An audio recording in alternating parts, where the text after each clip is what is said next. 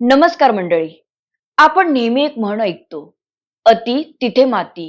पण या 3 शब्दांमध्ये आयुष्याचा किती मोठा धडा दडलेला आहे, हे तुम्हाला माहीत आहे का?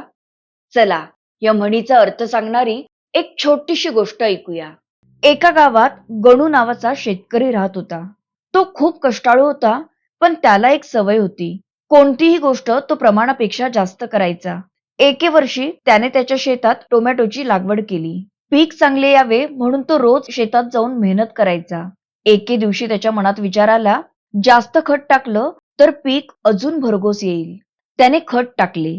काही दिवसांनी पुन्हा त्याला वाटले, अजून थोडं खत टाकलं तर अजून चांगलं होईल. त्याने पुन्हा खत टाकले. गावातले अनुभवी शेतकरी त्याला म्हणाले, गणू, प्रत्येक गोष्टीला मर्यादा असते. जास्त खत पिकाला घातक ठरेल. पण गणूने कोणाचेही ऐकले नाही. त्याला वाटत होते की जास्त म्हणजे नेहमीच चांगले.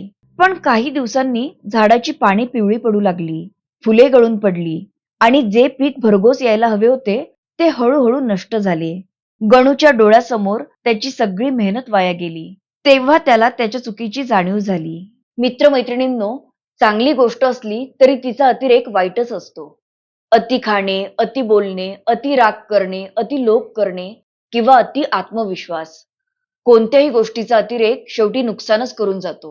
म्हणूनच आपल्या पूर्वजांनी अनुभवातून सांगितले आहे, अति तिथे माती. तुमच्या मते कोणत्या गोष्टीचा अतिरेक आजकाल सर्वात जास्त दिसून येतो? मोबाईल, सोशल मीडिया की आणखी काही? तुमचे मत कमेंटमध्ये नक्की सांगा. पुन्हा भेटूया अशाच एका म्हणीमागच्या अर्थपूर्ण गोष्टीसह. धन्यवाद.